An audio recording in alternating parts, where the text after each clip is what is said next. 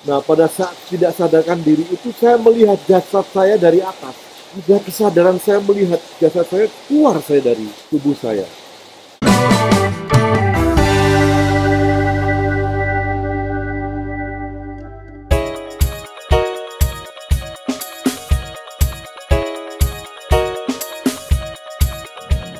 Oh ya, memang ada kaitannya dengan di mana saya bertumbuh sejak kecil. Saya dilahirkan dari keluarga seorang polisi saat itu, Kota Magelang. Kedua orang tua saya dari Jogja. Mereka lahir di Jogja, kemudian oleh karena tugas ayah menetap di Magelang. Saya lahir di sana. Perkembangan dari kecil itu saya dilahirkan dari seorang ayah yang suka juga kesenian, suka juga bersosialisasi, suka juga dengan kemasyarakatan. Ibu saya juga aktif di organisasi, aktif di olahraga, dan aktif di seni, menari, paduan suara, itu bidang-bidang saya. Jadi saya dilahirkan dari kedua orang tua saya yang sangat hidup. Nah, dari situ kemudian mengendap pada diri saya setiap kegiatan itu. Plus saya diuntungkan atau dipengaruhi oleh tempat tinggal saya di samping kelurahan atau saat itu namanya balai desa. Nah, dari semua kegiatan yang ada di balai desa itu terekam dan mengendap pada diri saya. Sehingga lambat laun ketika saya bertumbuh, kesenian atau seni itu menjadi salah satu trigger atau sumber semangat saya untuk bersosialisasi, untuk bersahabat, bermasyarakat.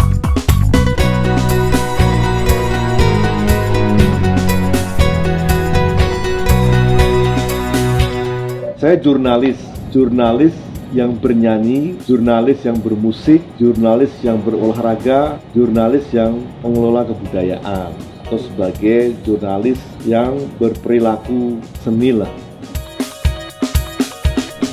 Basic yang saya tekuni itu ada ya musik sendiri terdiri dari vokal, piano, dan gitar, serta komposisi, penciptaan. Kemudian musik itu juga terbagi dua, musik modern, klasik barat, dan kemudian tradisi. Gamelan saya pelajari sampai ke kuda lumping atau jatilan, sampai ke pedalangan. Talenta yang terlatih ya seni rupa meliputi batik, patung, melukis, dekorasi. Arsitektur meliputi desain arsitek, desain bangunan, tata kota, landscape, dan pertamanan. Ya, saya di Amerika dulu mendapatkan juara pertama untuk American Open di Texas, Dallas, Texas, kejuaraan pertandingan kursi roda. Di Australia Open ada datanya, tanggalnya, itu juara kedua di Sydney Summer Open. Kemudian di Australian Open saya juara satu untuk kategori saya di kategori C dan B saat itu. Kemudian menyanyi juga, saya sempat belajar di luar negeri, saya mendalami bagaimana teknik menyanyi di Amerika. Saya kemudian juga mendapatkan pelatihan khusus dari guru saya dari Kanada, Inggris, sehingga saya bisa mempunyai skill bagaimana bernyanyi dengan standar penyanyi internasional atau ilmu menyanyi internasional lah, yang kemudian suatu hari membawa saya sebagai guru vokal. Talenta dan sensitivitas itu sudah ada dulu, itu dalam darah saya. Kemudian oleh keadaan situasi fisik saya sebagai difabel dari kecil, kok saya mendapatkan banyak hambatan kalau tidak banyak skill, terutama dalam bersosialisasi. Saya akan dilahirkan situasi dan keadaan fisik yang normal. Di usia saat itu di tahun 1955 itu polio masuk ke Indonesia. Dan pada saat itu banyak usia saya yang terkena. 1,5 tahun itu saya kena polio. Kaki saya lumpuh. Dari kecil saya memakai tongkat 2. Banyak yang saat itu menghindar oleh karena keadaan fisik saya.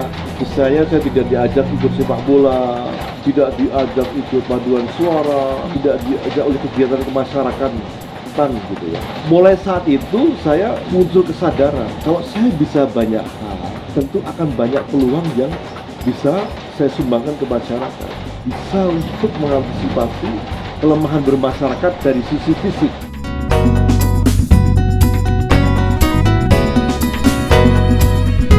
Kemudian usia sekitar 30 tahun, ketika saya sudah menjalani profesi sebagai reporter, dalam perjalanan ke Jakarta, saya mengalami kecelakaan pakai travel dari Pekalongan mau ke Jakarta. Di Brebes terjadi tabrakan yang hebat dengan truk sehingga saya terlempar.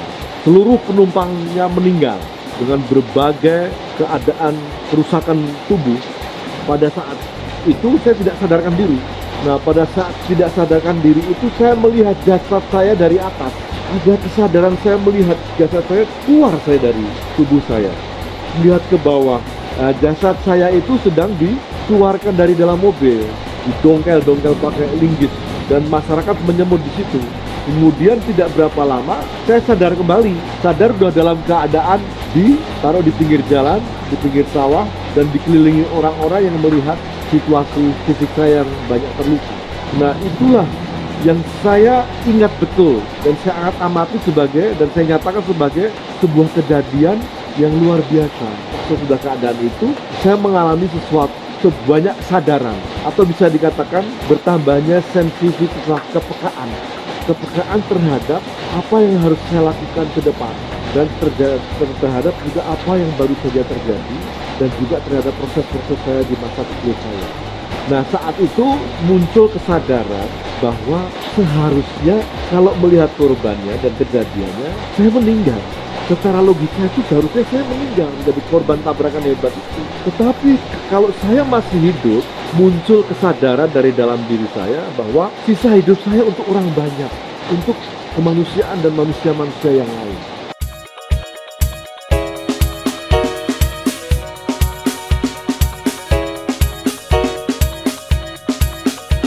Sebetulnya dengan semua talent itu saya harusnya menggunakannya untuk kepentingan Tuhan, yaitu adalah menerjemahkan tentang keberadaan Tuhan, eksistensi Tuhan, kehendak Tuhan, ciptaan-ciptaan Tuhan, dan kehendak Tuhan atas terbentuknya manusia, kehendak Tuhan yang ingin antar manusia itu damai, kehendak Tuhan atas manusia di mana Tuhan mengharapkan manusia itu menjaga alamnya.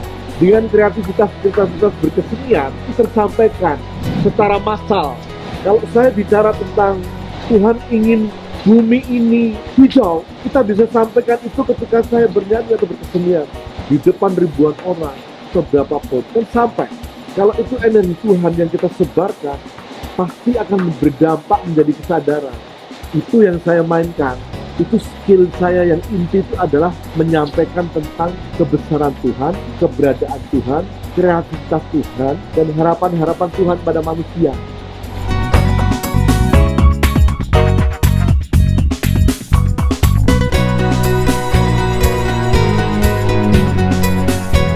Kalau manusia modern sudah mempunyai secara teknis bagaimana menemukan kesadaran rohani itu.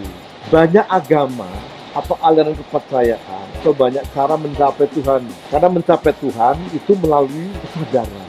Tuhan hanya bisa didekati melalui kesadaran. Tuhan kan tidak kelihatan, abstraksi. Kesadaran tidak kelihatan juga, ada di dalam diri kita. Tuhan juga akan singgah dan hadir dalam diri kita. Bahkan kita bisa katakan kita memiliki Tuhan dengan kesadaran itu. Seberapa besar Tuhan itu hadir, seberapa kuat, seberapa dalam kesadaran kita itu kita miliki. Seluas apa kesadaran itu kita miliki. Tuhan sudah memberikan isyarat pada berbagai agama untuk mencapai kesadaran itu adalah melalui laku atau perilaku yang menurut Tuhan itu mulia. Pemikiran mulia, bijak, dan benar yang digariskan oleh Tuhan pada manusia harus kita ikuti. Pembangkangan, kemudian pelanggaran pada larangan-larangan itu akan mempersempit pencapaian kita, menjadi penghalang kita memiliki tingkat kesadaran-kesadaran.